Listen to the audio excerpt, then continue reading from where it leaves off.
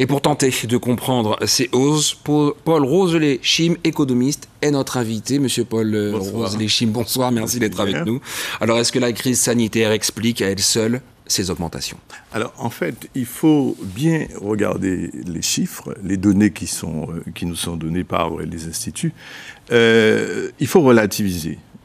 Pourquoi je vous le dis? Parce qu'en fait, une fois qu'on a les données sur l'inflation, on a tendance à penser qu'effectivement, on va payer plus. Et oui, effectivement, il s'agit, avec la même somme d'argent habituellement, on devra acheter, mais on va acheter moins de choses. Effectivement, ça a un impact sur le consommateur, sur le quotidien. La population, au quotidien.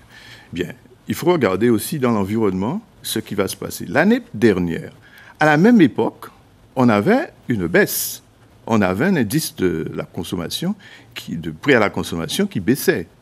Et le nombre de produits, en termes de quantité, en termes de catégorie, baissait aussi. Même l'énergie baissait. Cette année, nous sommes dans un phénomène tout à fait contraire. Et si vous regardez l'ensemble des prix, seuls les prix de l'énergie, le prix des indices de la communication augmentent. Alors justement, ça veut dire qu'effectivement, il y a un effet qui nous touche parce que l'économie est assez ouverte sur l'extérieur et donc les prix industriels et les prix des matières premières, l'importation de matières premières va jouer sur... Justement, comme vous venez de le signifier, l'an dernier, le secteur de l'énergie était même en baisse. Cette année, c'est celui qui a connu la plus forte hausse. Qu'est-ce qui explique que certains secteurs augmentent plus que d'autres? C'est subtil, c'est très subtil.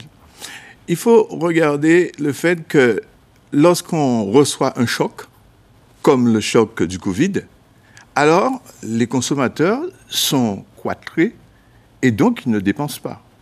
Maintenant, nous sommes dans un phénomène contraire, c'est-à-dire on a le sentiment qu'on va sortir du tunnel du Covid, alors le système économique reprend. Et donc, on se retrouve, sorti du Covid, on se retrouve dans la spirale de l'inflation qui doit être jugulée. Il doit être jugulé avec les politiques du gouvernement. Alors, dans un département aussi pauvre que le nôtre, où beaucoup de personnes vivent sous le seuil de pauvreté avec un très fort taux de chômage, quel impact ces hausses peuvent avoir sur les comportements? Il faut relativiser. Nous sommes dans une zone où le niveau de la spirale des prix dans l'environnement, eh bien, il est nettement plus élevé. Si nous allons en Argentine, nous allons au Venezuela, au Suriname, au Guyana, nous observons que le niveau des prix est nettement un petit peu plus élevé, sauf le Guyana où on est à 2% et chez nous on est à 2,8%. Mais ce n'est pas excessivement une situation qui devrait faire peur. Il faut bien regarder ce qui est essentiel et ce qui ne l'est pas.